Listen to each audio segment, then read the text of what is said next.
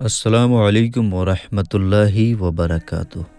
دوستو، ایک مرتبہ ایک عورت پیارے نبی صلی اللہ تعالیٰ علیہ وسلم کی بارگاہ میں حاضر ہوئی اور اس عورت نے ایک ایسا سوال کیا جس سوال کی وجہ سے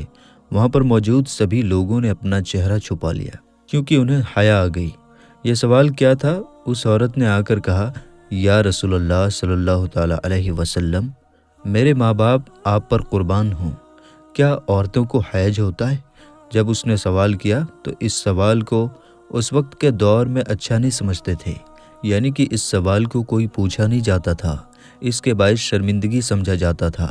لہٰذا نبی کریم صلی اللہ تعالیٰ علیہ وسلم نے اس بھرم کو توڑتے ہوئے اس عورت کے سوال کا جواب دیا اور کہا، ہاں، عورت کو حیض ہوتا ہے۔ اب اس سے یہ پتہ چلتا ہے کہ اسلام کے اندر ایسے سوالات کرنا جن کا تعلق ڈائریکٹلی یا انڈائریکٹلی کسی جسمانی کیفیت سے ہو تو ان کے پوچھنے میں شرم یا آڑ نہیں کرنی چاہیے، کیونکہ شرم یا آڑ کے چکر میں کئی بار آپ بہت سی ایسی نعمتوں سے آپ محروم ہو جاتے ہیں جن کا آپ کو ثواب ملنا ہوتا ہے۔ کیا جمعے کے دن جمع کرنے کی بھی فضیلت ہے؟ یہ ایک ایسا سوال ہے کہ جو اکثر اوقات پوچھا نہیں جاتا، لیکن یہ پوچھا جانا چاہیے۔ اس کا جواب کیا ہے اور علماء اس حوالے سے کیا کہتے ہیں اور احادیث میں اس کے حوالے سے کیا بیان آتا ہے، آج کی اس انفارمیٹیو ویڈیو میں ہم آپ کو بتاتے ہیں۔ اس لیے اگر آپ نے ابھی تک ہمارے اس یوٹیوب چینل کو سبسکرائب نہیں کیا ہے تو ابھی سبسکرائب کر لیں اور ساتھ ہی لگے بیل نوٹیفیکیشن کو ضرور آن کر لیں تاکہ لیٹسٹ اپلوڈ ہونے والی ہماری ہر ویڈیوز کا نوٹیفیکیشن آپ کو وقت پر ملتا رہے۔ تو چلیے دوستو، شروع کرتے ہیں۔ دوستو، لوگوں میں یہ بات بڑی مشہور ہے کہ جمعے کے دن بیوی سے ہم بستری کرنے کی کوئی خاص اہمیت نہیں ہے۔ حالانکہ اس بات کی کوئی اہمیت نہیں ہے، لیکن اس سے متعلق ایک روایت ذکر کی جاتی ہے، اور وہ یہ روایت ہے کہ حضرت ابو ہریرہ رضی اللہ تعالیٰ عنہ سے روایت ہے کہ انہوں نے کہا کہ رسول کریم صلی اللہ تعالیٰ علیہ وسلم نے فرمایا کہ تم میں سے کوئی پریشان ہو گیا ہے کہ وہ اپنی بیوی سے ہر جمعے کو ہم بستری کرے تو اس کے لیے اجر ہے۔ ایک اجر وہ ہے جو اس کا اپنی غسل کرنے کا اور دوسرا اس کی بیوی کے غسل کرنے کا۔ رسول اللہ صلی اللہ تعالیٰ علیہ وسلم نے فرمایا، اس حدیث کے مطابق جو شخص جمعے کے دن جنابت کے غسل کے طریقے اہتمام کے ساتھ غسل کرتا ہے اور پھر پہلی فرصت میں مسجد جاتا ہے تو گویا اس نے اللہ کی خوشنودی کے لیے اونٹنی کی قربانی دی۔ اسی طریقے سے جو دوسری فرصت میں مسجد میں جاتا ہے گویا اس نے بیل کی قربانی دے دی۔ جو تیسری فرصت میں جاتا ہے گویا اس نے مینڈھا قربان کیا۔ جو چوتھی فرصت میں جاتا ہے گویا اس نے مرغی قربان کی،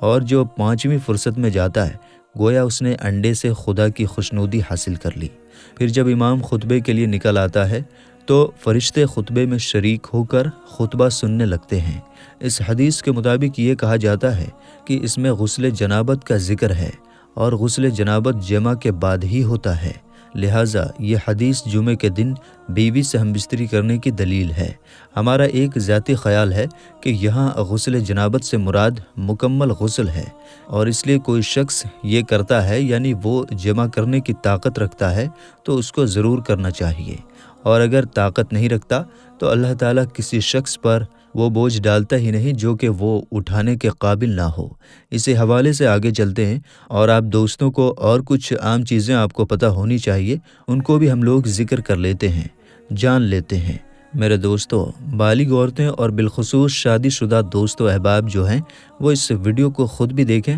اور اپنے دوست و احباب کے ساتھ اسے شیئر بھی کریں تاکہ سب کو اس کا فائدہ پہنچتا رہے۔ ایک معاملہ کچھ یوں ہے کہ نبی کریم صلی اللہ تعالیٰ علیہ وسلم نے جب نکاح کی جو سنت ہے اس کو جب آپ نے ادا کیا اور اس کے بعد آگے سے آگے بڑھاتے گئے، یعنی کہ آپ کو پتہ ہوگا اس بارے میں، یا شاید آپ نے کہیں پڑھا ہو یا سنا ہوگا کہ جب کسی انسان کو دنیا کے اندر شادی کے حوالے سے کوئی پوچھتا ہے تو بندے کا جواب ہی یہ ہوتا ہے کہ کیا میرے پاس اتنا مال، اتنی دولت ہے کہ میں شادی کر سکوں؟ کیا میری آنے والی اولاد کو پالنے کے لیے میرے پاس سرمایہ ہوگا جو کہ ضروری ہوتا ہے؟ اس طرح کے جو سوالات ہیں ان کا جواب بھی بڑا اہم ہوتا ہے۔ اب اس جواب کا اگر میں ذکر کروں، آپ دوستوں کے ساتھ شیئر کرتا چلوں کہ دیکھیں اللہ تبارک و تعالیٰ کی ذات نے قرآن مجید میں فرمایا ہے کہ اولاد کو اس ڈر سے قتل نہ کرو کہ وہ تمہارے دسترخوان میں تمہاری شرکت دار بن جائے۔